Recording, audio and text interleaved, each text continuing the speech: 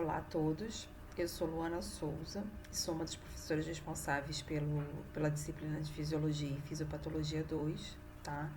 E botei aqui o meu vídeo nesse primeiro slide só pra gente se apresentar, vocês me conhecerem, mas ao longo da aula vocês vão ouvir apenas a minha voz para facilitar o slide, tá? Hoje a gente vai falar um pouquinho sobre a glândula tireoide. Bom, a glândula tireoide, ela tem uma localização anterolateral à traqueia e ela se posiciona logo à frente da cartilagem cricoide, né? E ela tem essa característica, né, essa aparência que dá de... Deixa eu colocar aqui o pointer para visualizar melhor. Essa característica de borboleta, né, devido à presença de dois lobos conectados por um istmo, tá? Então, aqui a gente tem a visão frontal da glândula, aqui um corte transversal, mostrando a traqueia e esse posicionamento da glândula. Na glândula tireoide, a unidade funcional, ou seja, a estrutura responsável pela síntese e secreção dos hormônios tireoidianos é o folículo tireoidiano. Ele nada mais é do que uma única camada de células que formam essa espécie de círculo que é o folículo tireoidiano, e essas células, essa única camada de células epiteliais são os tireócitos, né, que se posicionam com junções do tipo aderentes, comunicantes, para justamente manter essa estrutura e permitir a formação desse lúmen, onde fica o coloide, e é essa estrutura, né, bem organizada que vai permitir a biossíntese, armazenamento e secreção dos hormônios tireoidianos, tá? Então, aqui a gente tem uma ilustração da glândula com vários folículos, né, mostrando justamente a formação desse lúmen, né, esse posicionamento das células dos tireócitos, né, com uma única camada, formando o lúmen, onde vai ficar contido parte dos hormônios tireoidianos sintetizados, a grande parte, e nos espaços entre os folículos nós temos os espaços interfoliculares, onde estão dispostos diversos capilares, lembrando que a irrigação dessa glândula é extremamente importante, né, para a manutenção de uma concentração sérica adequada de hormônios tireoidianos, e onde estão dispostas também um outro tipo celular, que são as células do tipo C, que são responsáveis pela síntese e secreção da calcitonina, que é um outro hormônio que vai ser abordado em um outro momento na aula. Mostrando aqui um pouco mais a característica desses folículos, se a gente ampliar, a gente consegue ver os tireócitos. Os tireócitos, eles se dispõem nessa formação de folículos, né, formando esse lúmen, de uma forma muito organizada, onde a membrana basal fica na parte externa do folículo e a membrana apical fica na parte interna, formando o lúmen.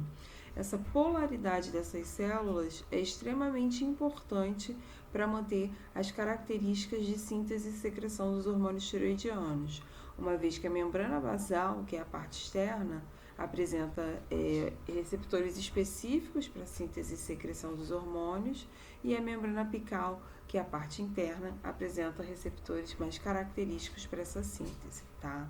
A tireoide, ela é formada por aproximadamente 3 milhões de folículos, sendo que a cada 30 a 40 folículos são formados lóbulos tireoidianos, tá?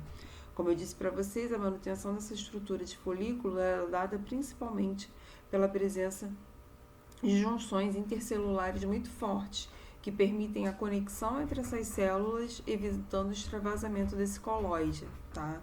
Dentre essas conexões, elas apresentam conexões do tipo gap, né? Aquelas conexões do tipo comunicantes, que permite a comunicação entre essas células, mas também aquelas conexões do tipo aderente, que permite a manutenção dessa estrutura de forma rígida, tá? E isso vai permitir, então, como eu disse, a manutenção do coloide.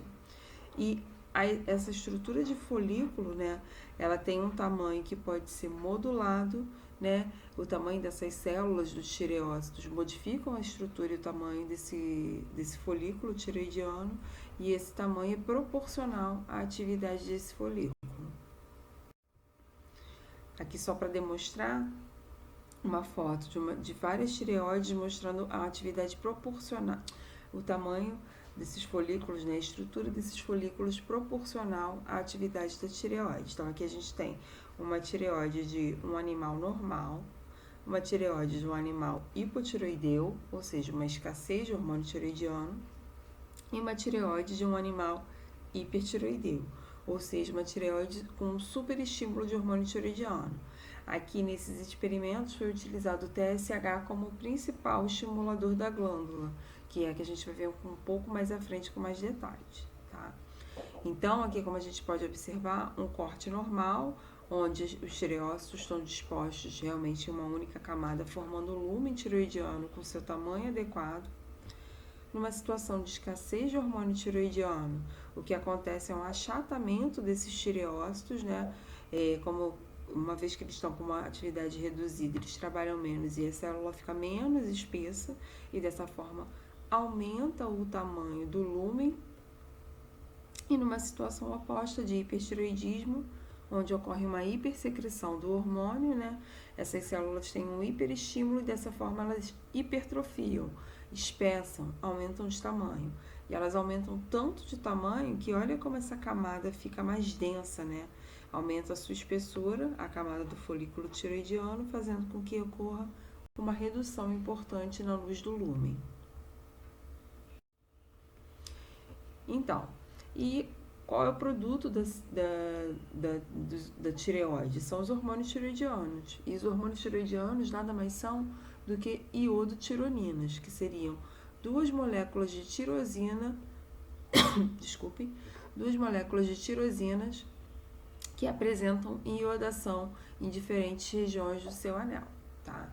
Essas iodações podem ocorrer em 4 sítios diferentes, formando a tetraiodotironina, ou a tiroxina, que é o T4, ou em outros anéis que não todos, né, em outros sítios, como por exemplo em 3 sítios diferentes, formando a triiodotironina.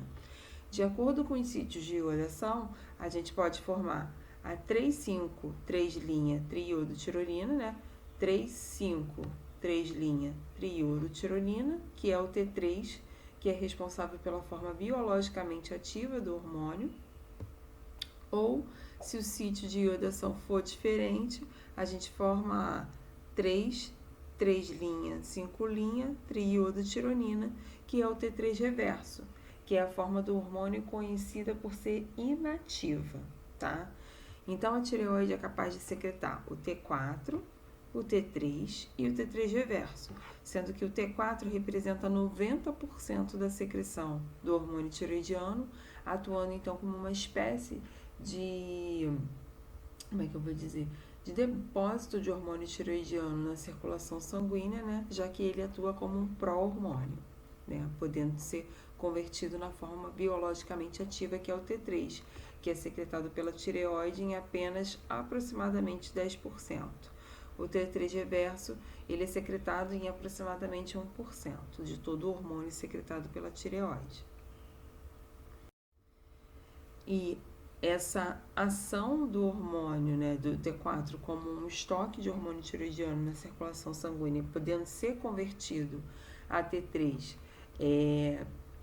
na membrana de algumas células, né, no meio extracelular, ou no meio intracelular de outras células, é dado por enzimas específicas com a capacidade de remover o iodo de regiões específicas da molécula de hormônio tireoidiano, né?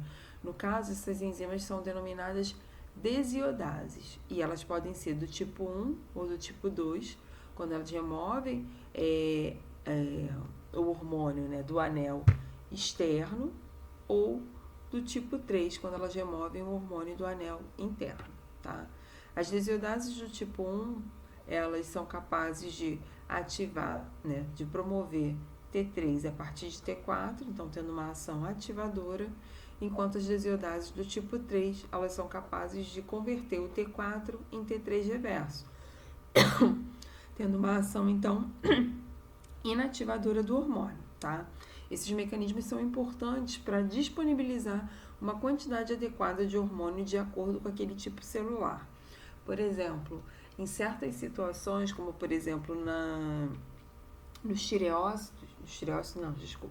nos tireotrofos, lá na hipófise, é importante ter uma alta expressão de D2 que vai permitir uma alta conversão de T4 em T3, modulando e disponibilizando um alto conteúdo de T3 intracelular.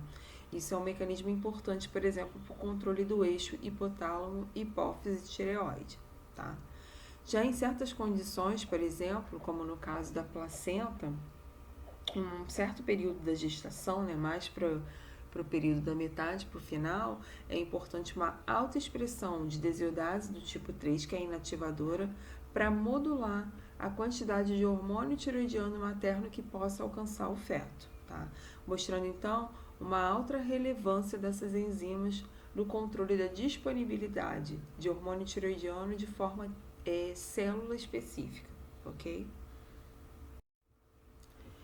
Bom, então tendo em vista que o hormônio tiroidiano nada mais é do que duas moléculas de tirosina conectadas e iodadas, né? A gente já consegue ter ideia que o iodo é um substrato extremamente importante para a síntese de hormônios tiroidianos, tá? Dessa forma, existem necessidades diárias de ingestão a ser alcançada, uma vez que o iodo é obtido pela fonte dietética, né? Sendo disponível principalmente em alimentos de origem marinha, né? Então, regiões litorâneas apresentam um solo rico em iodo e dessa forma o que é cultivado naquele solo é uma fonte importante de iodo, né? Então, vegetais, frutas cultivados em solos dessas regiões são fontes de iodo, tá? E como a gente pode ver aqui, os requerimentos são diferentes de acordo com a fase da vida, sendo maior em mulheres grávidas, tá? Apesar do iodo estar presente em diferentes alimentos, tá? No mundo existem muitas regiões, como a gente pode olhar aqui, que seriam essas regiões com tomzinho mais de roxinho, né? Para cinza, vamos dizer, né? Nem para cinza, que o cinza está aqui, mas com esses tonzinhos, esse degradê de roxinho, né? Diferentes regiões do mundo apresentam um quadro de deficiência severa, moderada ou de deficiência de iodo, o que leva, né, o que ressalta a importância de se fornecer uma fonte adequada de iodo. Então, muitos países no mundo têm como política pública de saúde a suplementação de iodo em certos alimentos daquela região. No caso do Brasil, né, o nosso sal é iodado, justamente para evitar a deficiência de iodo. Uma vez que a deficiência de iodo vai gerar essa deficiência de hormônios tiroidianos, podendo comprometer diversos processos fisiológicos, como a gente vai ver mais à frente, tá? Do iodo disponível no organismo, 1% do iodeto da tireoide é liberado diariamente, formando esse turnover diário, tá? E numa situação de escassez de iodo, né, na dieta, o indivíduo ainda consegue manter um estoque de hormônio tiroidiano por aproximadamente 2 meses. Desculpa. Além do iodo, um outro substrato importante para a síntese dos hormônios tiroidianos é a tireoglobulina. Mas por que tireoglobulina, professora? Se, na verdade, o iodo são moléculas de tirosina. Isso porque a tireoglobulina ela é uma glicoproteína com inúmeros resíduos de tirosina, tá? Ela vai ser sintetizada aqui nos tireócitos, então aqui a gente tem o citoplasma do tireócito, mostrando a sua síntese aqui no retículo, né?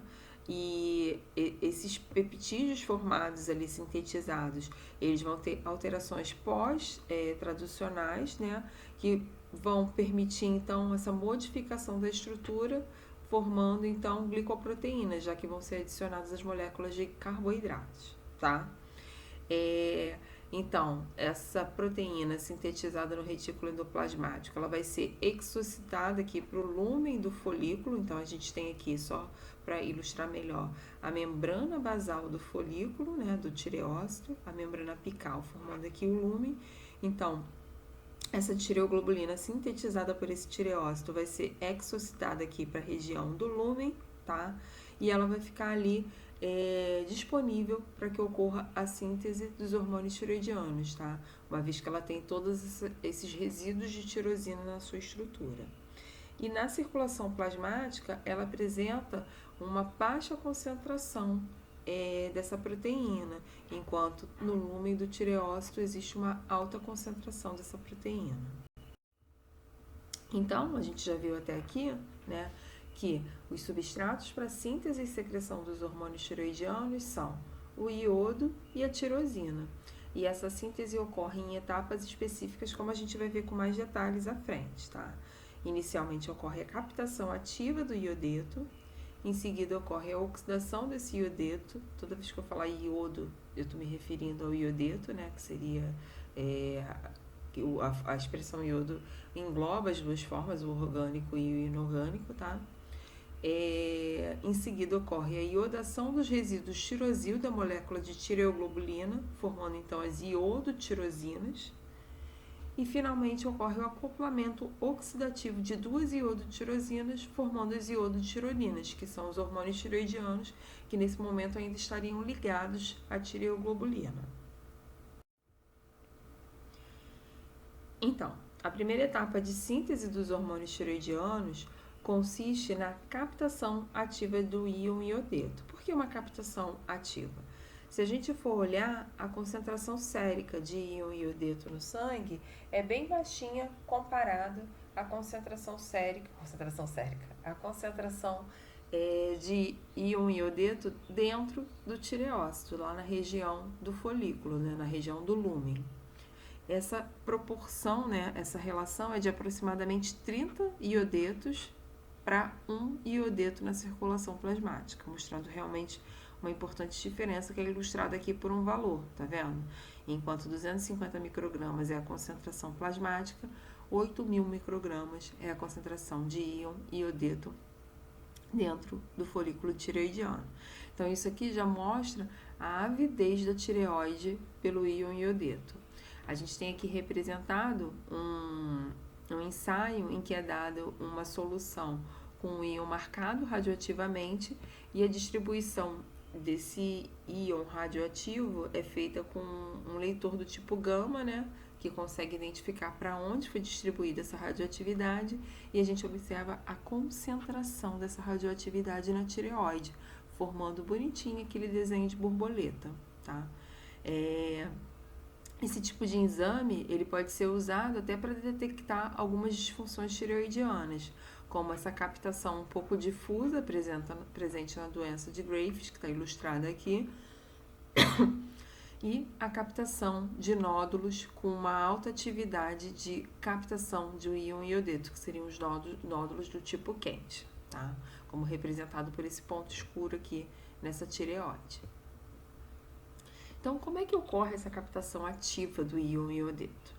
Isso se dá pela presença aqui na membrana basal, né, que seria o meio do tireócito em contato com os capilares, né, em contato com o sangue. Então, nessa membrana basal existe um transportador ativo, né, na verdade é um cotransportador ativo do íon iodeto.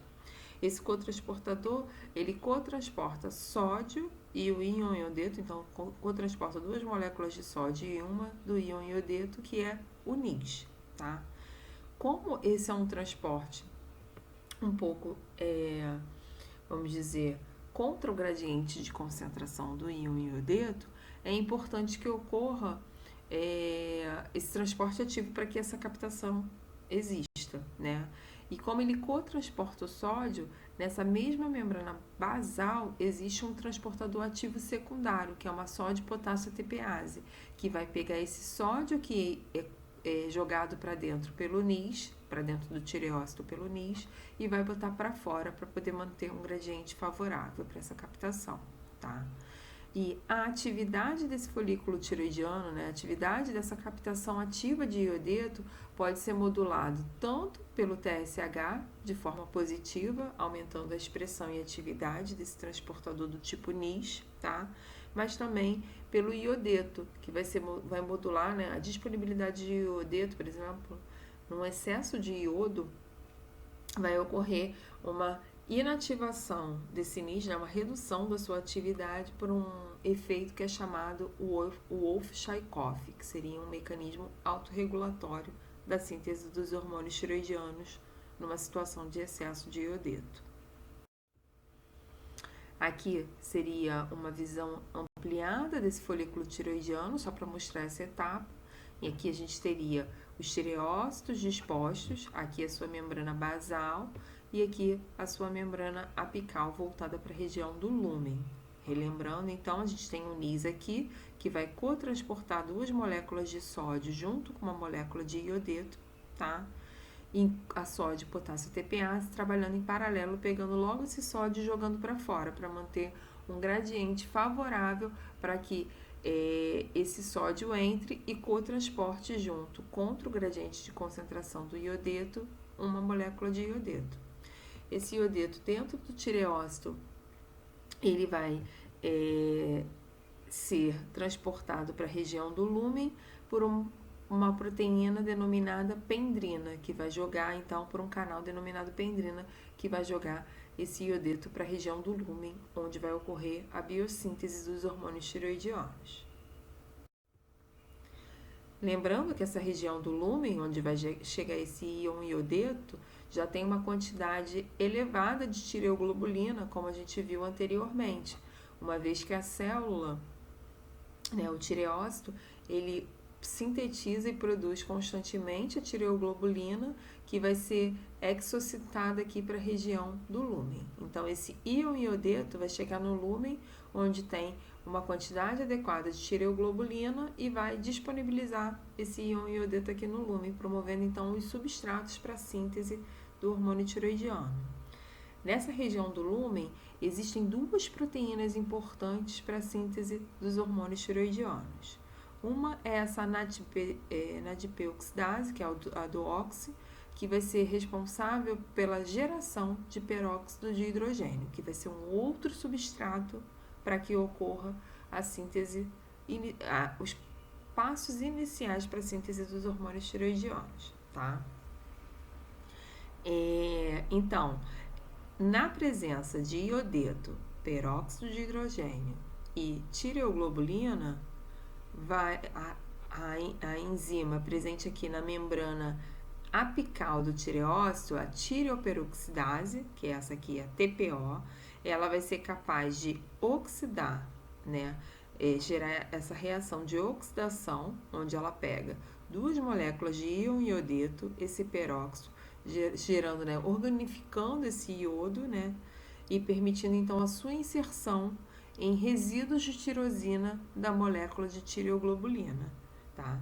Uma vez que essa TPO gera, exerce esse efeito, com esses substratos, ela vai gerar uma molécula de tireoglobulina com seus resíduos de tirosina modificados, iodados, tá?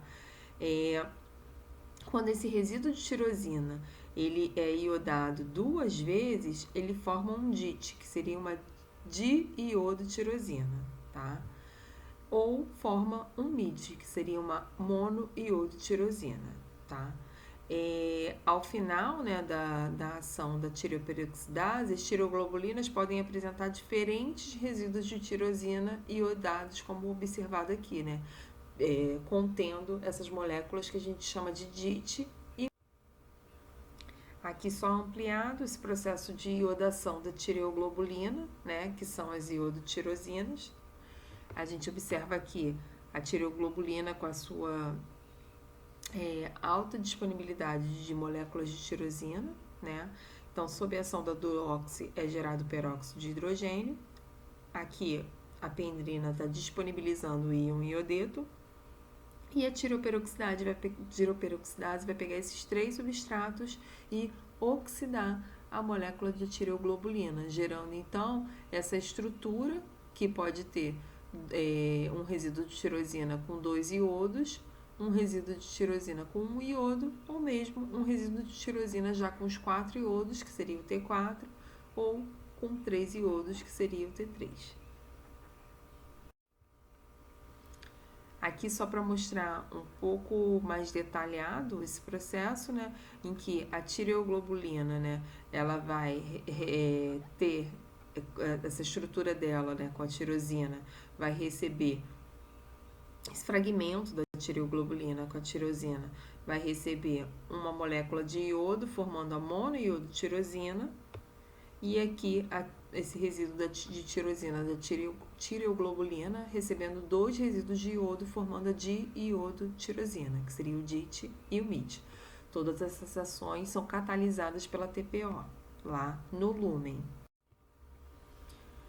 Em seguida, pode ocorrer a síntese de iodotironinas ainda ligadas a essa tireoglobulina. E como é que ocorre a síntese de iodotironinas?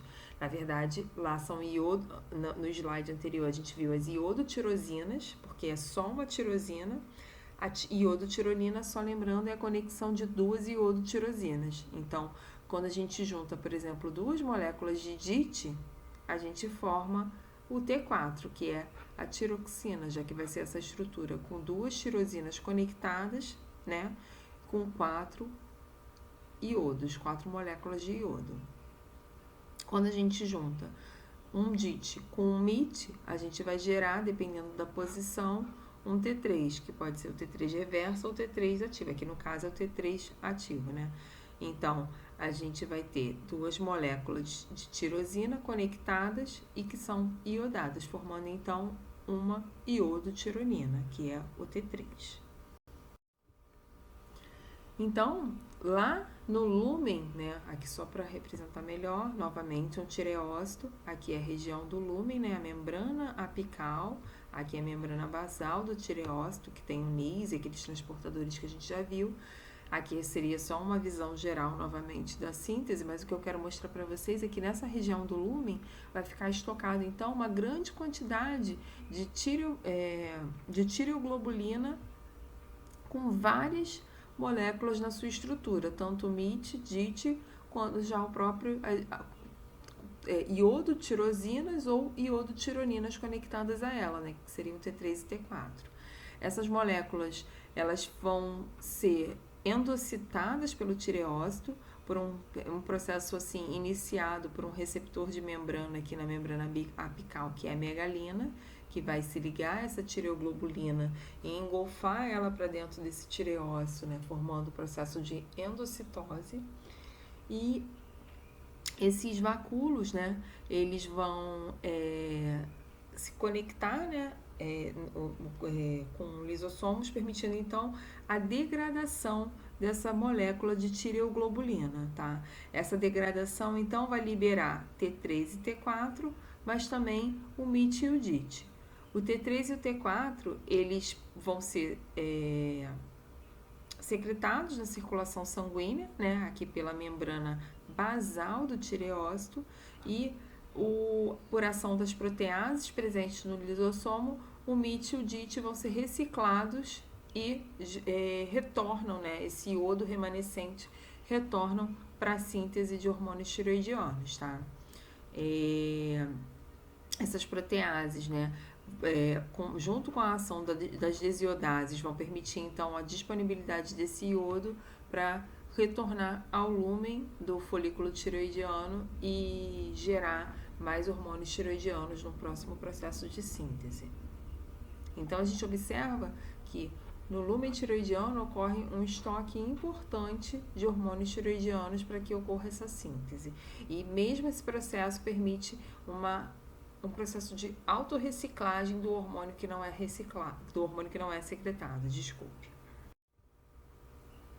Uma vez secretado, esses hormônios, eles apresentam características lipofílicas que não permitem uma circulação adequada. Eles podem, por exemplo, na verdade eles não chegam a ter uma estrutura de lipídios, mas elas são lipofílicas, permitindo então atravessar membranas celulares e prejudicar um pouco do seu transporte. E por isso, grande parte dos hormônios, eles circulam ligados a proteínas plasmáticas, como as TBGs, né, as tireoglobulinas, e a albumina e a própria lipoproteína HTL.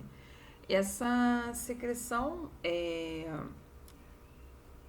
o hormônio que vai ter atividade biológica é o hormônio livre, né? No caso é o T3 livre e é o T4 livre que vai permitir circular também dentro das células e gerar T3 livre.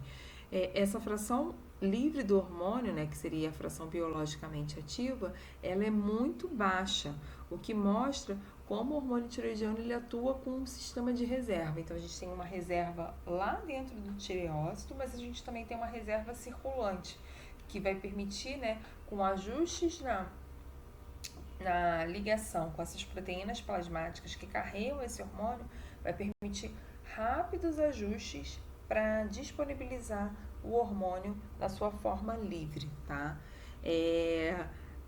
A ligação com a proteína plasmática, né, vai obedecer essa proporção, onde a concentração de hormônio mais a concentração de proteína vai estar sempre em equilíbrio com a concentração de hormônio ligada, né? Então, a proporção de hormônio livre e de proteína livre está em equilíbrio com a porção de hormônio ligada.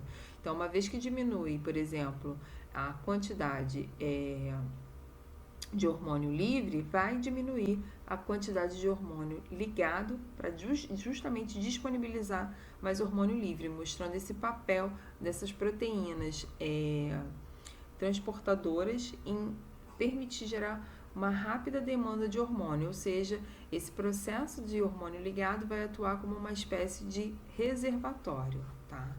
Aqui só representado é a quantidade de hormônio circulante ligado a essas proteínas, mostrando que a TBG é a principal proteína que liga ao hormônio tireoidiano.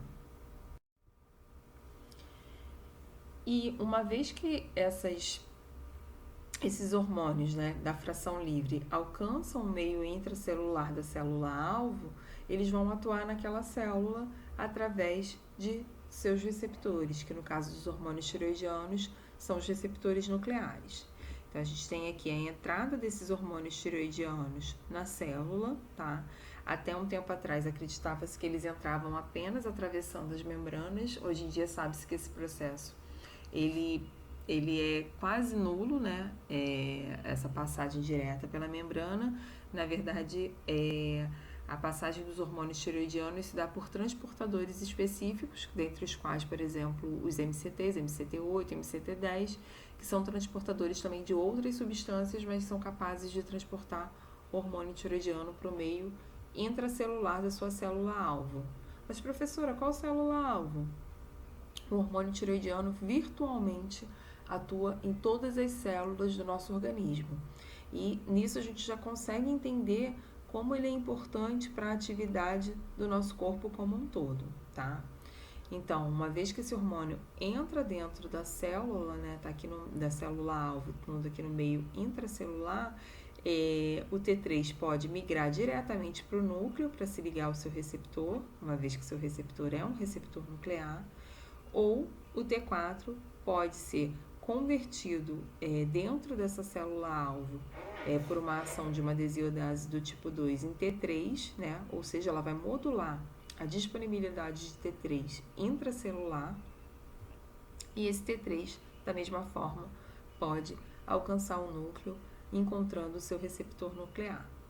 O receptor nuclear do hormônio tireoidiano, que é o TR, ele normalmente forma dímeros, né?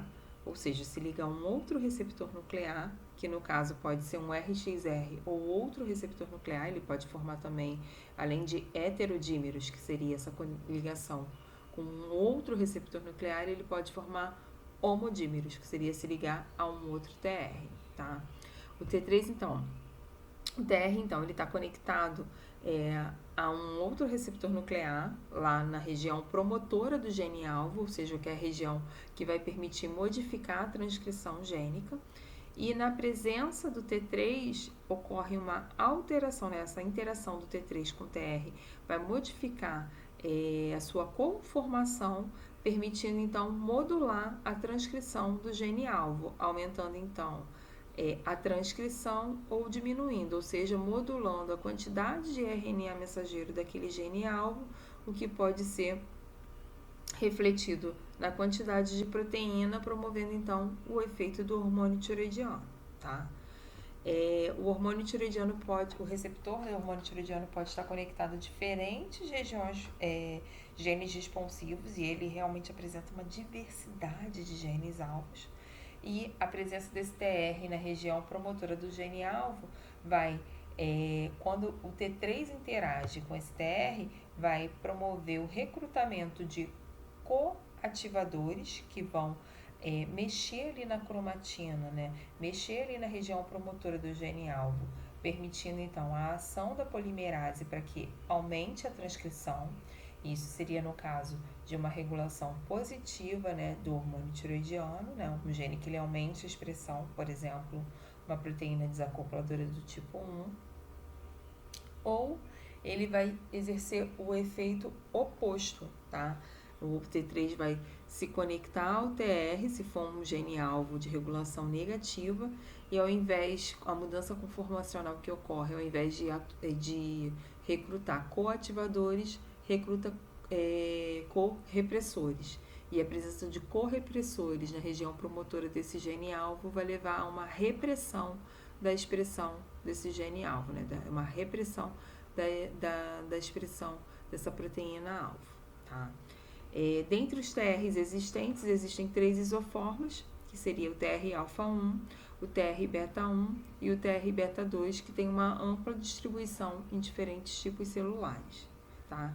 Aqui só para fechar, lembrando que da mesma forma que a D2 consegue aumentar o aporte de T3 intracelular, existem também no meio intracelular desiodases do tipo 3, que podem também conter a disponibilidade de T3 disponível. A disponibilidade de T3 disponível é ótima, né, gente? Desculpa.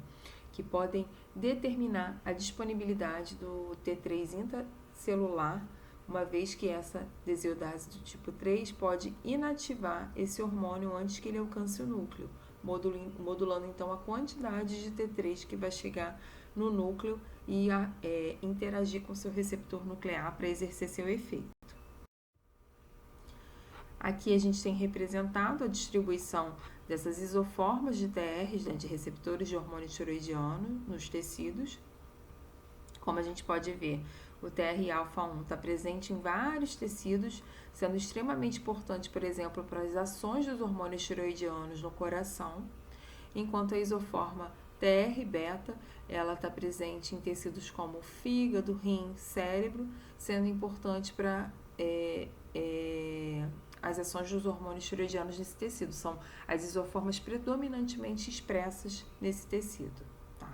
Já o TR-beta2, ele é expresso no hipotálamo, na hipófise, retina e cóclea, tendo um papel extremamente importante no controle da responsividade do eixo hipotálamo e hipófise à ação do hormônio tiroidiano em exercer o feedback negativo. Tá? O TR-alfa-2 é uma isoforma que não é capaz de se ligar ao hormônio tiroidiano, mas ele acaba competindo com as outras isoformas, inibindo a ação das outras isoformas, tá?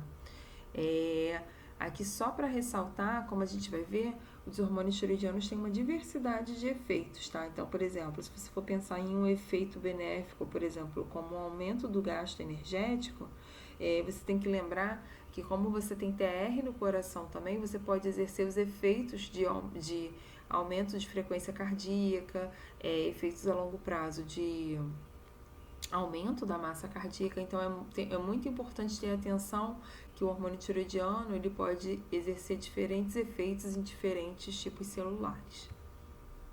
E isso limita, por exemplo, o seu uso direto, né? Fala-se, alguns trabalhos vêm procurando o efeito de agonistas específicos de receptores, tentando minimizar, às vezes, o efeito de uma isoforma de receptor em relação à outra.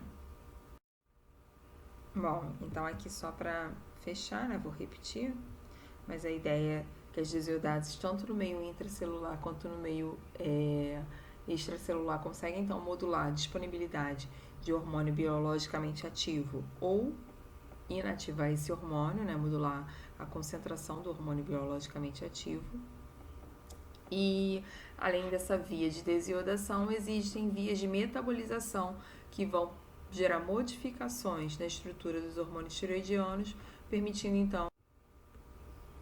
Bom, a gente viu que tem mecanismos de controle da disponibilidade intracelular do hormônio tiroidiano, mas e o controle da síntese do hormônio tiroidiano pela glândula tireoide? Como é que se dá? Esse controle ele é dado de forma bem fina pelo eixo hipotálamo, hipófise e tireoide, tá? No qual o hipotálamo, ele, né, os neurônios presentes no núcleo paraventricular expressam o TRH, que é o hormônio liberador de tireotrofina. Então, os neurônios positivos para TRH secretam esse TRH, que é o hormônio liberador de tireotrofina, na circulação porta-hipofisária, que vai alcançar a hipófise, onde, dentre os tipos celulares presentes ali, nós temos os tireotrofos, que são responsáveis pela síntese e secreção do TSH, que é a tireotrofina, tá? A tireotrofina, ela cai na circulação sanguínea e alcança a tireoide, na qual ela vai estimular a síntese e secreção dos hormônios tireoidianos naquela proporção anterior que eu falei para vocês. Então, estimulando tanto a síntese e secreção de T3 e T4 pela tireoide, tá? Essa secreção do TSH, ela se dá de forma pulsátil e obedece o ritmo circadiano, né? E esse TSH, né, como eu disse para vocês, ele tem um papel em estimular a síntese e secreção dos hormônios tireoidianos e o controle dessa concentração sérica, né, para não ser um estímulo persistente. Imagina o TSH sempre ali na tireoide, estimulando, a gente teria um aumento importante de T3 e T4 na circulação sanguínea. Então, o que vai permitir o controle desse estímulo, vamos dizer assim, né? O controle da quantidade que deve ser estimulada é a capacidade do T3 e T4 em exercer uma alça de retroalimentação negativa, ou seja, exerce um feedback negativo, atuando tanto lá, sinalizando tanto lá nos neurônios que expressam TRH, a quantidade de hormônio disponível, e num aumento desse hormônio, inibindo a expressão e secreção do TRH por esses neurônios, mas também atuando diretamente lá nos tireotrofos, inibindo a síntese e secreção de TSH, ou seja, cessando o principal estímulo para a secreção dos hormônios tireoidianos. E é sob a regulação desse eixo que vai ser possível a manutenção de concentrações séricas adequadas de hormônios tireoidianos. Esse eixo, então, o que a gente espera é que numa situação de queda dos hormônios tireoidianos ocorra um aumento do TSH para aumentar a concentração sérica de hormônio tireoidiano. E de forma oposta, numa situação de aumento de hormônio tireoidiano, ocorra uma queda na concentração de TSH para reduzir o estímulo sobre a sua síntese e secreção. Então, esse eixo funciona um pouco assim, que a gente vai ver mais vezes na aula para ficar mais claro para vocês. Mas é importante lembrar que essa alça de retroalimentação negativa, né, o funcionamento desse eixo, ele pode ser modificado por ajustes de set points em condições metabólicas específicas, tá? Como, por exemplo, no caso do jejum e do frio, em que esse eixo ele tem uma modificação na sua sensibilidade, gerando, por exemplo, alterações como uma queda simultânea do T4 e do T3 junto com uma queda do TSH no caso do jejum. A gente vai ver depois. Bom, e de que forma o TSH tem esse papel extremamente importante sobre a função tireoidiana, estimulando todos os processos de síntese e secreção dos hormônios tireoidianos? Bom, o TSH, ele tem efeitos diretos em todos aqueles passos chaves que a gente falou anteriormente da síntese dos hormônios tireoidianos. Então, seriam os efeitos imediatos e intermediários do TSH. Os imediatos são aqueles que modulam a atividade das enzimas envolvidas nesses processos de síntese dos hormônios tireoidianos, como, por exemplo, o NIS, que está aqui presente, o transportador NIS. Então, ele vai aumentar a atividade do NIS e aumentar, por exemplo, a atividade da tiroperoxidase, da TPO, tá? Além disso, ele pode ter efeitos imediatos de aumentar a emissão de pseudópodos e, assim, a endocidose, né, do colóide contendo a tireoglobulina. E também vai aumentar o processo de proteólise da tireoglobulina para secretar o hormônio tireoidiano. Então, esses seriam os efeitos sobre a atividade, efeitos imediatos. Além desses efeitos imediatos, o TSH tem efeitos intermediários, que são efeitos de controle da expressão desses mesmos genes. Então, além de aumentar a atividade de NIS e TPO, ele vai aumentar a expressão da NIS e da TPO e também da tireoglobulina e da megalina, que seriam processos chaves para a síntese e secreção dos hormônios tireoidianos. E o TSH tem ainda, pela ativação de outras vias intracelulares, efeitos prolongados, gerando então a hipertrofia e hiperplasia das células foliculares, promovendo então um aumento importante nessas células que vai levar ao aumento até da tireoide, tornando-a mais ainda palpável, gerando o que a gente chama de bócio, que seria aquela tireoide aumentada, visível a olho nu. O TSH também promove a proliferação de capilares, permitindo então um maior aporte sanguíneo para essa tireoide, tá? Aqui só ilustrando a quantidade de vias que o TSH vai mexer nesses tireócitos, vias associadas à síntese e secreção dos hormônios tireoidianos, mas também vias intracelulares que modificam a expressão de proteínas que vão permitir, então, a hipertrofia e proliferação desses tireócitos. Só para mostrar, aqui o TSH como principal regulador da função tireoidiana, e dessa forma ele vai determinar a morfologia dessa tireoide, Então, a gente observa aqui a tireoide em A de um indivíduo, hipotireoideu, que tem uma supressão de TSH, mostrando que os folículos, eles têm, se você olhar com muita vontade, porque essa imagem não está muito boa, os folículos apresentam tireócitos achatados, menos espessos aqui que numa tireoide normal, Eles são mais fininhos, o que faz com que ocorra um aumento do lumen desses folículos tireoidianos, comparado a uma tireoide normal.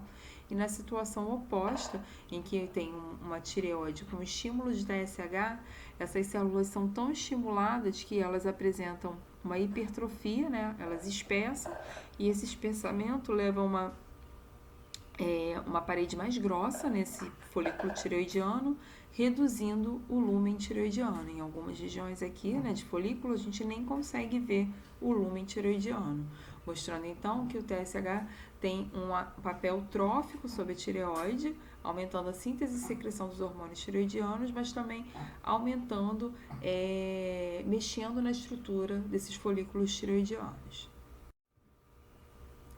Dessa forma, o TSH, ele reflete bem a função tireoidiana, em condições de TSH elevado, a gente já pode detectar uma hipofunção tireoidiana, e em condições de TSH reduzido, a gente pode detectar uma hiperfunção tireoidiana, tá?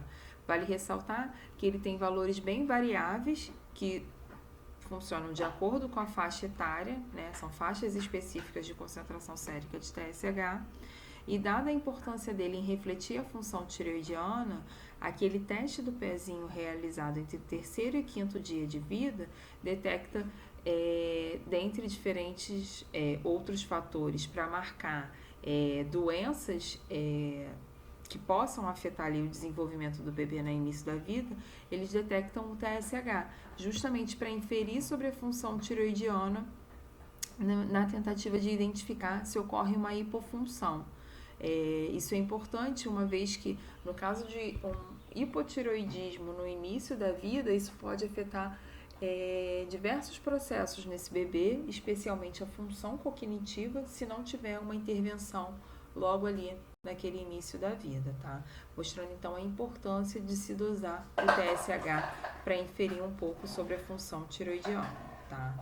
O TSH também, dada a sua importância, ele muitas vezes ele pode ser alvo de doenças autoimunes. Então, algumas doenças autoimunes geram autoanticorpos contra o receptor de TSH ali na tireoide. Então, vai impedir o efeito do TSH em sintetizar e secretar os hormônios tireoidianos. Tá? Aqui só relembrando, além do TSH como controle da síntese dos hormônios tireoidianos, que teria um papel estimulador, um outro regulador da função tireoidiana é o íon iodeto, que vai ser capaz de exercer uma autorregulação ali na síntese dos hormônios tireoidianos, na qual o excesso do íon iodeto vai reduzir a organificação, gerando então um efeito conhecido como o Wolff-Chaikoff, como a gente já falou anteriormente. Bom, então sintetizamos os hormônios tireoidianos, controlamos sua disponibilidade, chegou na circulação sanguínea, foi carreado por proteínas carreadoras, entrou na célula-alvo, foi disponibilizado ou não por desiodase, alcançou o núcleo, alcançou seu receptor nuclear para exercer seus efeitos genômicos, que é seu principal mecanismo de ação, mas vários trabalhos hoje em dia também já mostram que eles teriam efeitos não genômicos também, tá? Seriam responsáveis pelos efeitos rápidos. Fez tudo isso, o hormônio tireoidiano vai exercer seus efeitos. Professora, quais são os efeitos dos hormônios tireoidianos? Nossa, os hormônios tireoidianos, eles atuam virtualmente em todos os tipos celulares e exercem diferentes efeitos. Efeitos principalmente sobre controle de metabolismo. Então, por exemplo, centralmente, ele consegue modular alguns mecanismos, por exemplo, envolvidos no controle de fome e saciedade, mas principalmente controle de gasto energético, tá? E perifericamente ele modula hormônios com atividade no controle do metabolismo energético, como por exemplo o músculo, fígado, tecido adiposo branco, tecido adiposo marrom, mas também o pâncreas, tá? E ainda tem também efeitos centrais, como eu falei para vocês, mas também efeitos sobre o coração. Dentre as ações dos hormônios tireoidianos, como já venho repetindo, os seus efeitos sobre o metabolismo energético são os mais conhecidos. Os hormônios tireoidianos, eles conseguem exercer mecanismos para aumentar a taxa metabólica basal, mas também exercem um mecanismo que a gente chama de redução da eficiência energética, né? Torna uma célula menos eficiente em gerar energia, perdendo grande parte dessa energia na forma de calor. E esse mecanismo é extremamente importante para gerar o fenômeno de termogênese, tá? E como é que o hormônio tireoidiano faz isso? Essas ações são dadas principalmente nos adipócitos marrons, né, que é o tecido adiposo marrom, no qual o hormônio tireoidiano entra e pode atuar diretamente no seu receptor nuclear, modulando, né, aumentando a expressão da proteína UCP1, que é uma proteína desacopladora. Professor, o que isso quer dizer? Isso quer dizer que lá na cadeia respiratória, né, aquele gradiente de prótons que a gente gera proporcional à quantidade de substrato energético consumido, ele vai ser roubado, fraudado pela presença dessa proteína desacopladora, porque ela vai atuar como uma espécie de poro ali naquela membrana mitocondrial, permitindo então um extravasamento desse gradiente de prótons. Então, o que vai acontecer é uma redução da eficiência energética, não vai ter uma produção de energia proporcional à quantidade de substrato consumido. E por isso que ela é chamada de respiração desacoplada, tá? Então, a UCP1 é um alvo clássico de hormônio tireoidiano, entendeu? O hormônio tireoidiano aumenta a sua expressão e dessa forma aumenta a respiração desacoplada, ou seja, desassociada lá da cadeia respiratória, né? Da oxidação fosforilativa, tá? Além dessa ação, né, que vai permitir então grande parte, uma perda da energia na forma de calor, o hormônio tireoidiano consegue intensificar os mecanismos que aumentam a expressão dessa proteína, atuando centralmente, aumentando então o tônus simpático e aumentando também a disponibilidade de receptor adrenérgico nesse adipócito marrom, para que tenha uma maior atividade simpática nele e aumente mais ainda a expressão dessa proteína desacopladora, gerando então mais calor pelo processo de termogênese.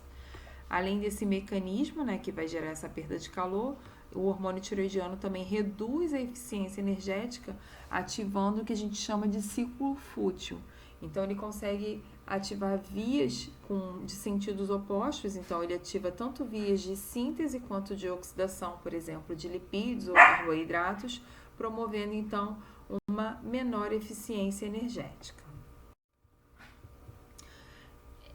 Essas ações também culminam no aumento do metabolismo basal, né? Esse efeito do hormônio tiroidiano em aumentar a expressão das proteínas desacopladoras, além de gerar termogênese, aumenta o metabolismo basal do indivíduo.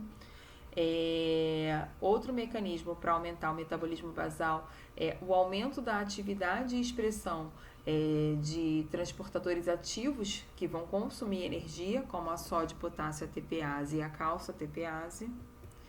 Aumenta o ciclo de substratos, né, que seria aquele ciclo fútil que eu falei para vocês, gerando mecanismos como aumento da captação e oxidação de glicose, aumento da glicogenólise, aumento da gliconeogênese, aumento da proteólise, da síntese de proteínas, aumento da lipólise, aumento da captação e oxidação de ácidos graxos e aumento da oxidação do colesterol e diminuição do colesterol plasmático. Além desses mecanismos que diretamente podem aumentar o metabolismo basal, o hormônio tiroidiano também potencializa os efeitos de outros hormônios envolvidos no controle da disponibilidade de substrato energético, como a adrenalina, noradrenalina, o glucagon, o cortisol e o hormônio do crescimento, o GH. E a importância do hormônio tiroidiano no controle do gasto energético, né, no controle dessa taxa metabólica basal, é muito evidente quando a gente compara indivíduos, né, ou aqui no caso são hepatócitos só, simplesmente, né, são células de fígado de indivíduos hipotiroideus, que seria baixa de hormônio tiroidiano, eutiroideus, que teria uma concentração sérica normal de hormônio tiroidiano, e hipertiroideu. A gente observa que o consumo de oxigênio por esses hepatócitos é reduzido como um todo na célula do indivíduo, né, do animal hipotiroideu comparado ao animal eutiroideu, e é extremamente aumentado no animal hipertiroideu, justamente por esse efeito do hormônio tiroidiano em aumentar o consumo de oxigênio, né? Diminuir a eficiência energética e é necessário um maior consumo de oxigênio, aumentando a taxa metabólica basal. Aqui a gente só tem discriminado em cores que esses efeitos são dados principalmente, né, no aumento também do consumo, né, de ATP, mas também no aumento desse consumo de oxigênio pelo leak, que seria aquela seria aquela respiração desacoplada que eu falei para vocês. Então, o que acontece é que no indivíduo hipertiroideu ocorre um aumento da taxa metabólica, não apenas no animal inteiro aqui representado em vermelho, mas também de tecidos específicos, mostrando um maior consumo de oxigênio como um todo. E no animal hipotiroideu, o que ocorre é o oposto, uma redução da taxa metabólica, mostrando então as ações dos hormônios tiroidianos em modular a taxa metabólica basal e dessa forma já dando aqui uma dica do seu impacto sobre controle de peso corporal. Então, normalmente, numa situação de hipertiroidismo, o indivíduo apresenta um aumento da taxa metabólica basal e isso favorece perda de peso. Então, pacientes hipertiroideus normalmente têm relato de perda de peso, mesmo frente a uma alta ingestão alimentar. E no caso do hipotiroidismo, o paciente normalmente tem relato de ganho de peso, justamente por essa redução da taxa metabólica basal. Além desse efeito clássico sobre metabolismo e termogênese, os hormônios tiroidianos têm diversos outros efeitos, como eu falei para vocês, né? Diversos tipos celulares, né? Virtualmente todos os tipos celulares expressam receptores para hormônios tiroidianos, como por exemplo o coração, que expressa principalmente a isoforma TR-alfa. E no coração, os hormônios tiroidianos têm efeitos importantes como o aumento, um efeito cronotrópico, gerando aumento da frequência cardíaca, efeito inotrópico, gerando um aumento da força de contração do miocárdio. E uma vez que esse coração, então, tem um aumento da frequência cardíaca e um aumento da força de contração, aumenta-se o volume de ejeção, né, gerando então um aumento do débito cardíaco. Perifericamente, o hormônio tiroidiano reduz a resistência periférica total e dessa forma promove então vasodilatação.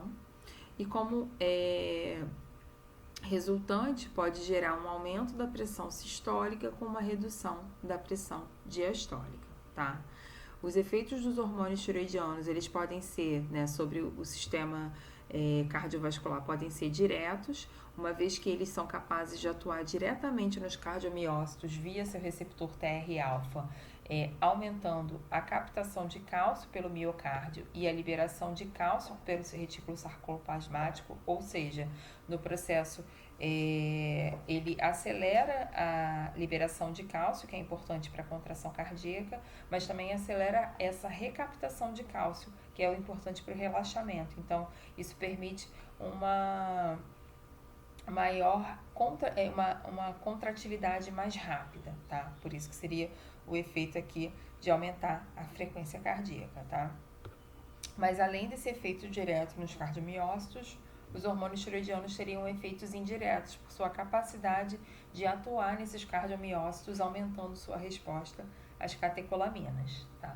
Então, a longo prazo, um efeito persistente de hormônio tiroidiano pode gerar uma hipertrofia desses cardiomiócitos, tá? Gerando, então, uma hipertrofia cardíaca.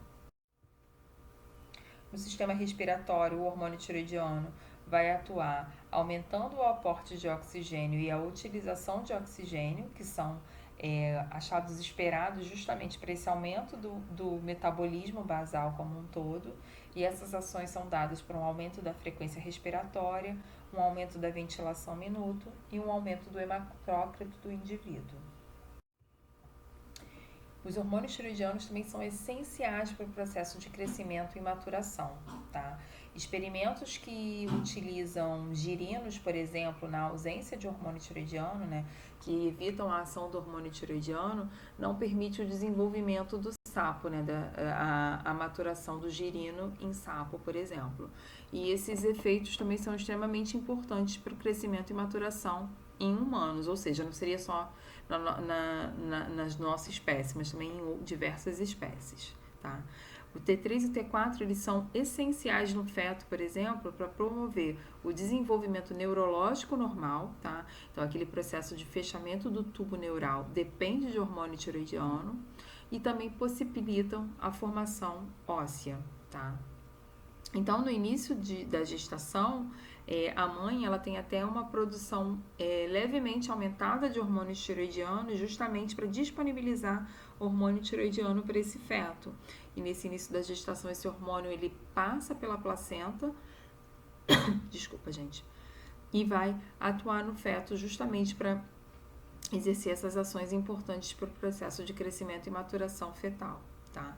Já a partir da 10ª semana de gestação, o hormônio tiroidiano já apresenta um eixo tiroidiano fetal funcional. E dessa forma, nesse momento, a placenta passa a expressar um maior conteúdo das desiodases do tipo 3, que são aquelas desiodases do tipo inativadora, e essas desiodases vão então inativar grande parte do hormônio tiroidiano materno, evitando que ele alcance o feto, justamente para conseguir modular a quantidade de hormônio tiroidiano que seria adequada para que ocorra esse processo de crescimento e maturação fetal.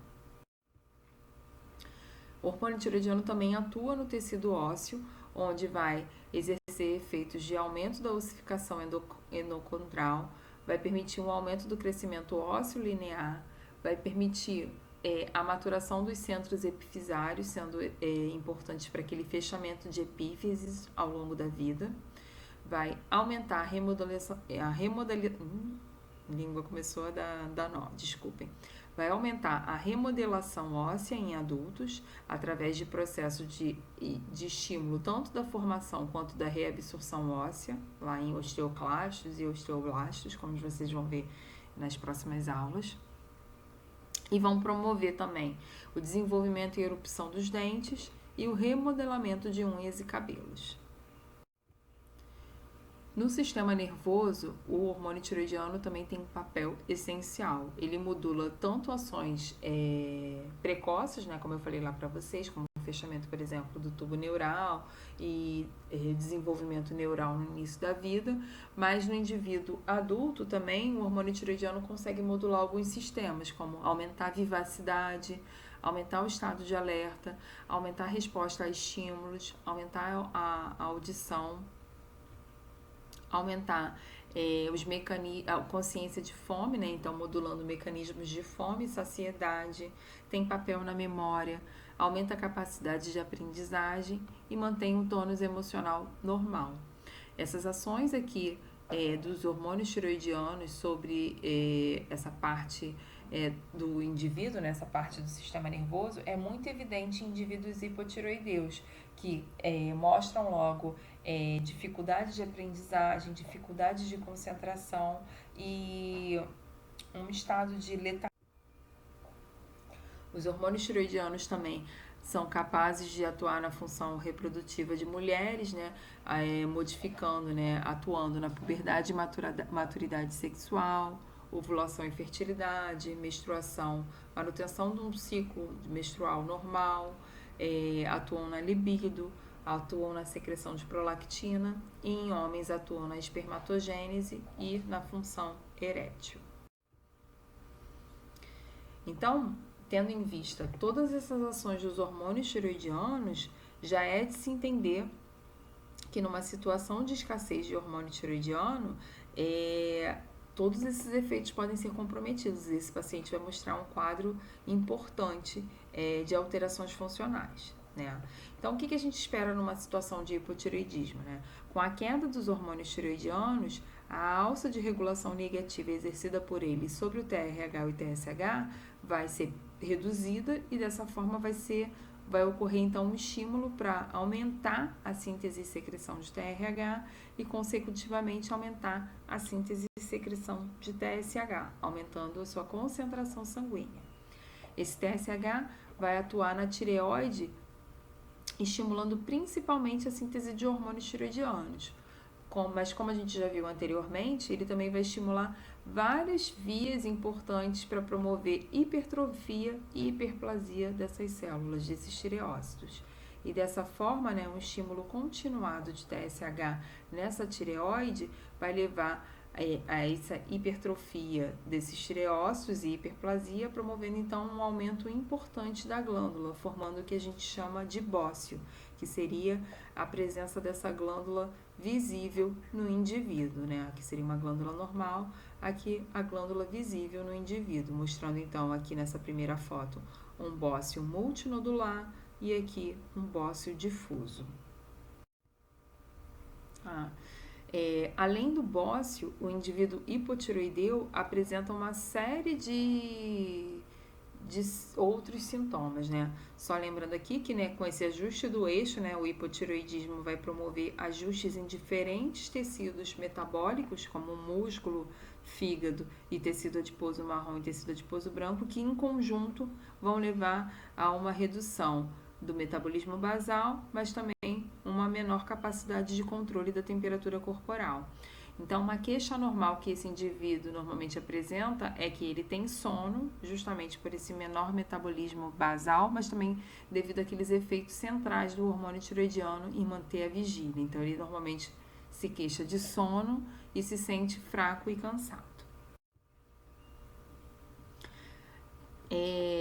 O hipotiroidismo, ele se apresenta em diferentes formas, tá?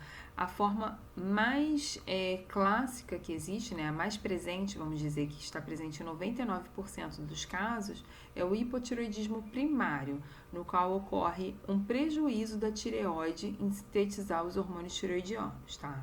Nessa situação, o eixo vai atuar de forma clássica, né? Vai ter uma queda dos hormônios tiroidianos, isso retira a alça de regulação negativa, né, o feedback negativo, permitindo então um aumento do TRH e um aumento do TSH, né, um aumento do TRH hipotalâmico e um aumento do TSH sérico, que vai ficar desesperadamente atuando ali naquela tireoide para tentar aumentar a concentração sérica dos hormônios tiroidianos. No entanto, se essa tireoide é hipofuncional ou não funcional, essas ações do TSH não vão ser suficientes para restaurar a concentração sérica do hormônio tiroidiano, mantendo esse quadro, então, de elevado TSH sérico e reduzida concentração sérica dos hormônios tiroidianos, tá? No entanto, o problema pode não ser na tireoide, pode ocorrer problemas ou no hipotálamo ou na hipófise, né? Seriam problemas centrais. E nesse caso seria um hipotireoidismo central ou secundário, no qual Mesmo frente a baixas concentrações séricas de hormônio tiroidiano, dada a inabilidade central em responder a essa baixa concentração sérica de hormônio tiroidiano, não ocorre alteração importante na concentração sérica de TSH, que vai estimular essa glândula a produzir mais hormônio. E, finalmente, um outro tipo de hipotireoidismo descrito é o hipotireoidismo subclínico, no qual o indivíduo apresenta concentrações séricas normais de hormônio tiroidiano. No entanto, essas concentrações séricas elas são mantidas ao custo de uma elevada concentração sérica de TSH. O que acontece é que essa tireoide ela não tem um funcionamento, vamos dizer assim, 100% ok, né? Ela tem um certo comprometimento na síntese e secreção dos hormônios tireoidianos, ou um comprometimento na resposta dessa tireoide ao TSH, e dessa forma é necessário mais TSH para a manutenção de uma concentração sérica de hormônio tireoidiano. Esse hipotireoidismo subclínico já mostra aqui pra gente a importância de não se pedir para o paciente apenas a concentração, a dosagem de T3 e T4. É importante também quantificar o TSH sérico desse paciente, tá? Porque você pode ter um T3 e T4 normal na presença de um TSH sérico elevado e vai estar escondendo uma informação aqui importante. O hipotireoidismo primário, que é responsável por 99% dos casos, ele pode ser adquirido, né, no caso de uma deficiência de iodo, uso de drogas específicas ou até numa tireoidite Hashimoto, ou ele pode ser congênito, pela deficiência, né, ou mutação em diferentes passos importantes para a síntese do hormônio tireoidiano, ou mesmo na capacidade dessa tireoide em responder ao TSH. Ele pode, no caso do hipotireoidismo central, ele também pode ser adquirido ou congênito, né, no caso do adquirido por desordens hipotalâmicas ou hipofisárias, né, comprometendo a síntese e secreção do TRH ou do TSH, mas ele pode ser também congênito, no qual você tem a síntese e secreção desse TSH, no entanto, ocorre uma deficiência nesse processo, né, nessa estrutura do TSH, impedindo a sua ativação, a ativação do hormônio tireoidiano, tá? Desculpa, ativação da glândula tireoide para produzir hormônio tireoidiano, tá?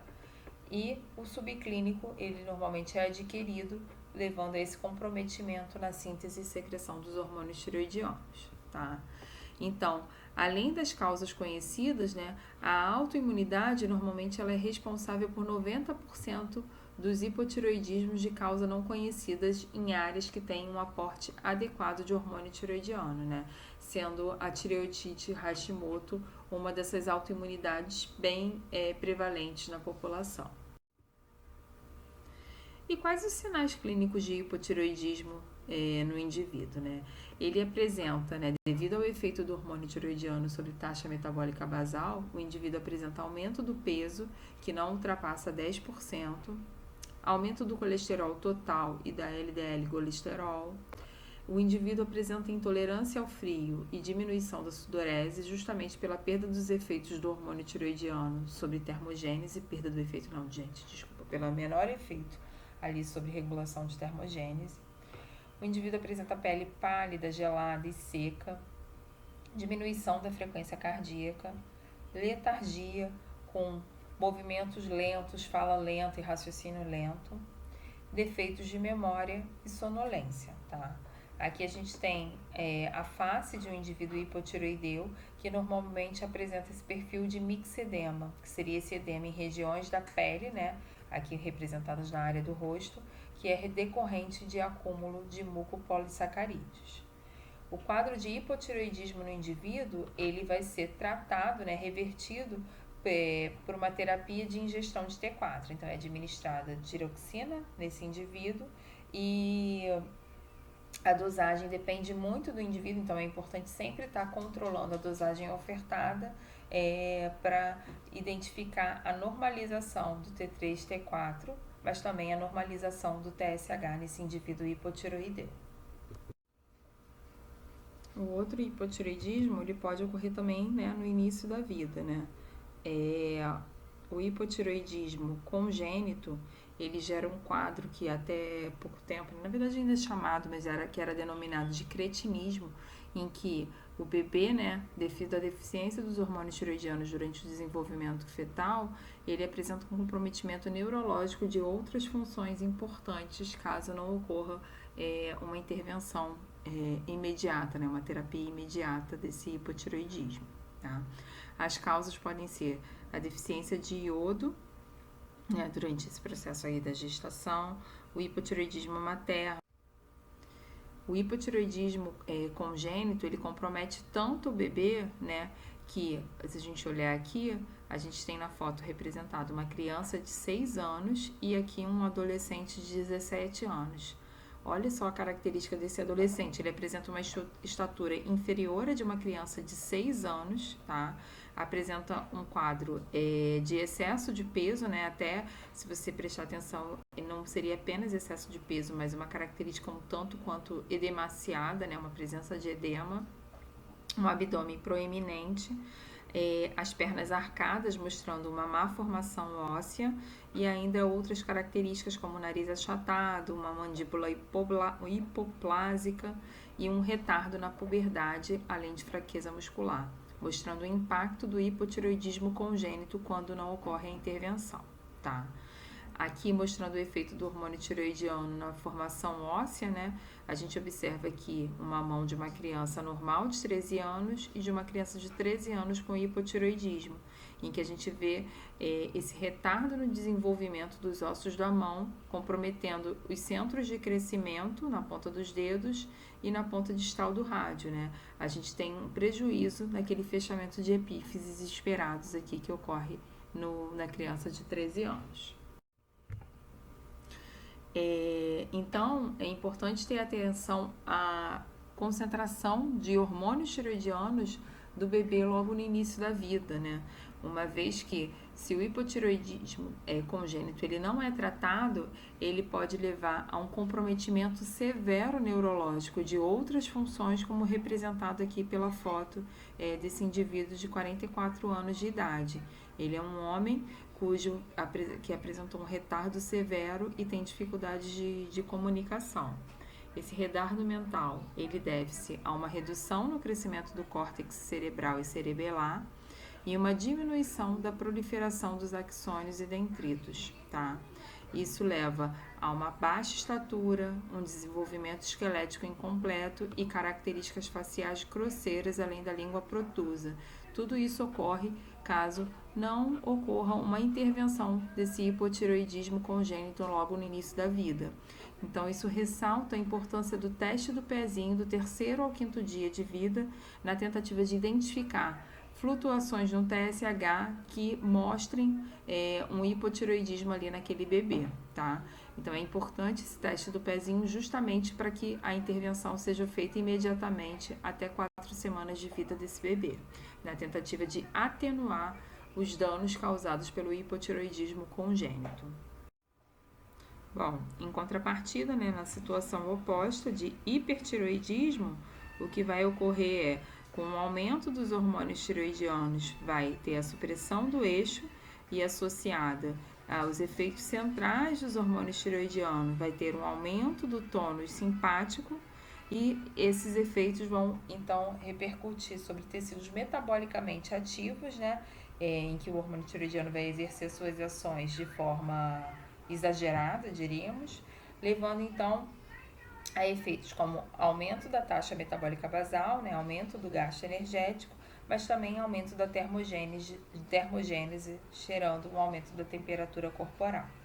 Esses indivíduos apresentam como queixa normalmente que eles comem muito e emagrecem, e além disso se queixam de coração batendo depressa e tremores, que seriam característicos dos efeitos dos hormônios tiroidianos sobre a atividade. Aqui só para ilustrar, né, o indivíduo hipertiroideu mostra uma miopatia muscular algumas vezes, alterações no sistema nervoso central, como irritabilidade, distúrbio de humor e insônia, perda de concentração e os tremores, efeitos ósseos associados à osteoporose devido ao aumento do turnover ósseo, efeitos no trato gastrointestinal, de aumento de motilidade e efeitos cardíacos, aumentando a frequência cardíaca, o débito cardíaco, gerando então sintomas como, por exemplo, taquicardia. Os sinais clínicos apresentados pelo indivíduo hipertiroideu incluem a exoftalmia e edema palpebral, que são característicos do indivíduo hipertiroideu, tanto por efeitos diretos dos hormônios tiroidianos ali na córnea, mas também por um aumento do tônus simpático, perda de peso e fraqueza muscular, polifagia, que seria o excesso de fome, uma intolerância ao calor.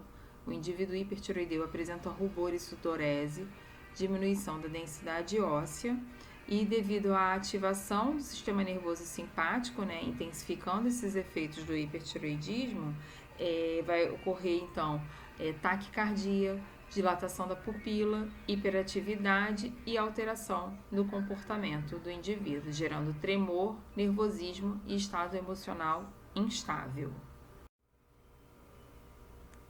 Outras alterações da função tireoidiana podem estar associadas à autoimunidade, como a gente já falou um pouquinho anteriormente, na qual o indivíduo pode apresentar autoanticorpos que estimulam o receptor de TSH ou que bloqueiam esse receptor de TSH, né? Então, gerando um quadro de hipotireoidismo ou de hipertireoidismo, mas que também possam só ser anticorpos neutros que se liguem ao receptor do TSH, afetando o sinal de transdução, ou se liguem a outras proteínas importantes para a síntese dos hormônios tireoidianos, como, por exemplo, a tireoglobulina e a tireoperoxidase, tá?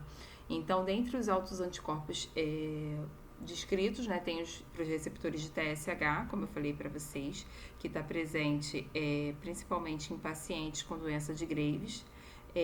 Tem os receptores contra a tireoglobulina e os receptores contra a tireoperoxidase, né? Os receptores não, desculpa, gente, os autoanticorpos, eu tô falando do receptor aqui, autoanticorpo contra o receptor de TSH e autoanticorpo contra a tireoglobulina ou contra a tireoperoxidase, tá?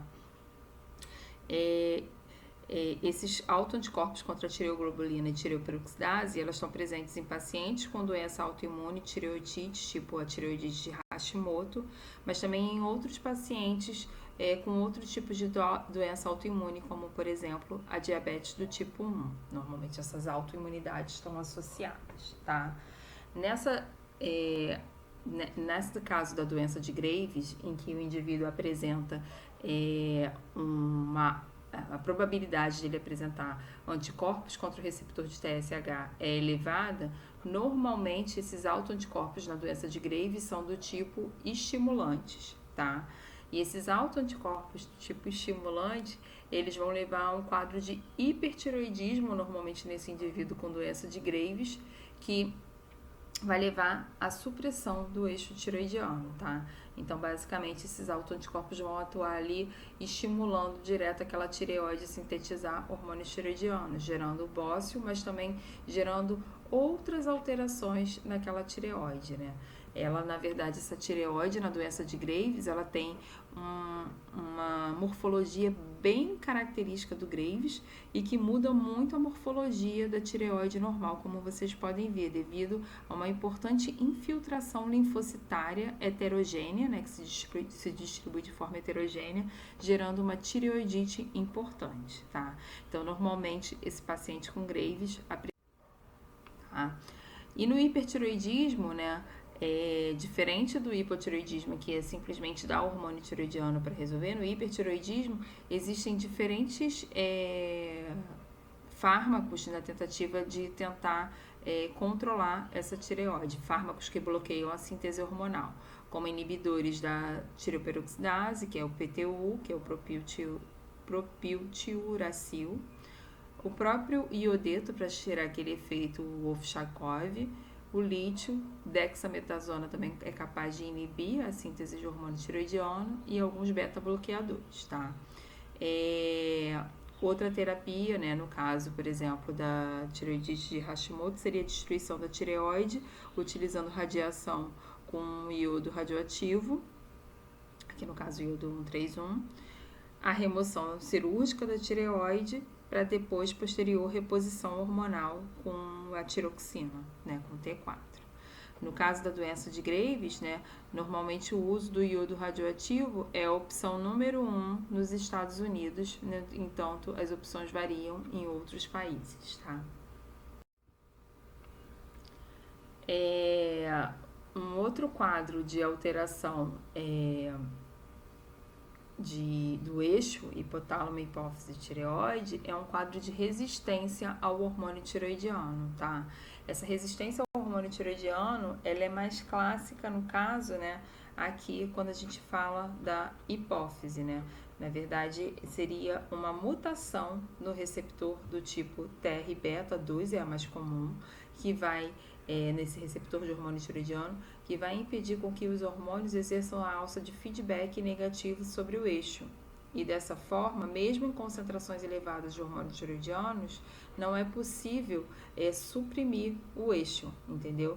Você continua, como é que eu vou dizer? É como se a glândula, né, a hipófise, estivesse cega para a quantidade de hormônio tiroidiano que tem na circulação sanguínea. Então, mesmo com concentração elevada de hormônio tiroidiano, ela não consegue ver. E dessa forma há um estímulo para a secreção de TSH. Dessa forma, esse indivíduo normalmente apresenta concentrações séricas de T4 elevadas, mas também de TSH elevado. Esses pacientes exibem sinais de hipertiroidismo, como o bócio, uma baixa estatura, um peso diminuído, taquicardia, perda de audição, visão monocromática e um QI diminuído.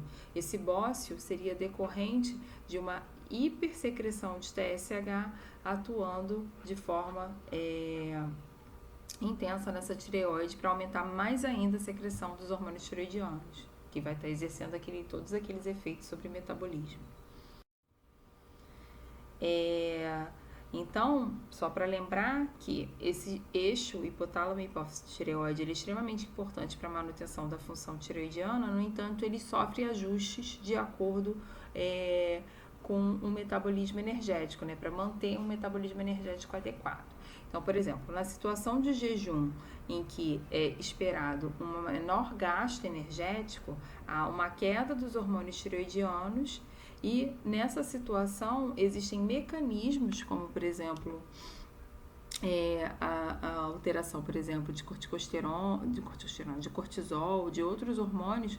Existem mecanismos que vão manter a queda dos hormônios tireoidianos sem aumentar a concentração sérica de TSH. Então, diferente de uma situação de hipotireoidismo, no jejum, apesar de ter uma queda dos hormônios tireoidianos, não há uma ativação do eixo, por mecanismos, por exemplo, como o controle da atividade da desiodase ali nos tireotrofos, tá? Da mesma forma, na situação de exposição ao frio, né, na verdade, de forma oposta, na situação de exposição ao frio, existe um aumento da concentração sérica de hormônios tireoidianos, no entanto, o eixo fica ativado, porque existem mecanismos centrais de ativação do eixo que vão manter o elevado TRH e TSH, mesmo na presença de hormônio tireoidiano elevado, que vai ser importante para manter a temperatura corporal daquele indivíduo nessa situação. Só mostrando que o eixo ele tem importantes ajustes de acordo com a condição metabólica do indivíduo, tá? E isso cabe também numa situação de doença. Um ajuste similar ao ajuste do jejum ocorre no indivíduo doente, tá? No indivíduo doente ocorre a síndrome do baixo T3, tá? Que seria uma síndrome em que o indivíduo ele apresenta, de acordo com a intensidade da doença, queda importante na concentração sérica de T3 e T4 livre, como a gente pode ver aqui, né?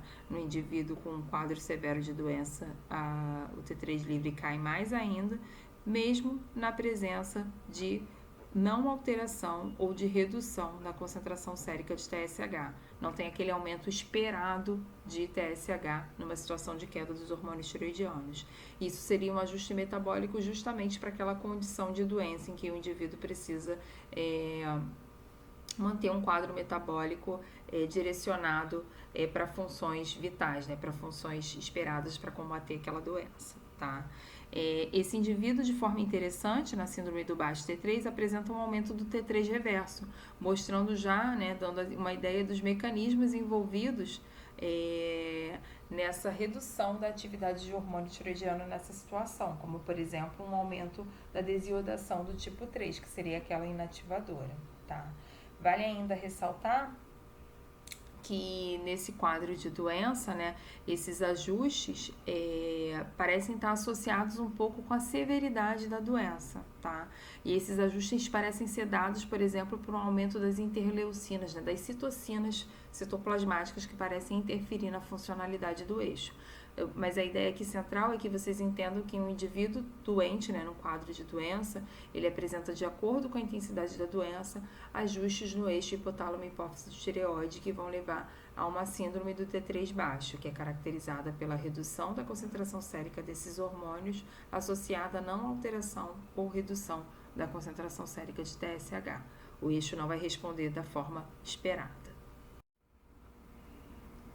Bom, então era isso que eu queria mostrar para vocês com essa aula, mostrar a importância do controle da concentração sérica de hormônio tireoidiano pelo eixo hipotálamo e hipófise tireoide, né, sendo o TSH o principal regulador da função tireoidiana, tá? E os ajustes desse eixo de acordo com a condição metabólica do hormônio, com a condição metabólica do indivíduo, tá? Isso é importante para manter as ações dos hormônios tireoidianos na manutenção do metabolismo energético e resposta ao frio modulado. Agradeço a todos a atenção até aqui. Foi uma aula longa e peço desculpas por isso. Espero ter esclarecido todas as dúvidas, mas caso ainda exista alguma dúvida, meu e-mail está aqui disponível para vocês. Então, espero vocês na próxima. Até lá!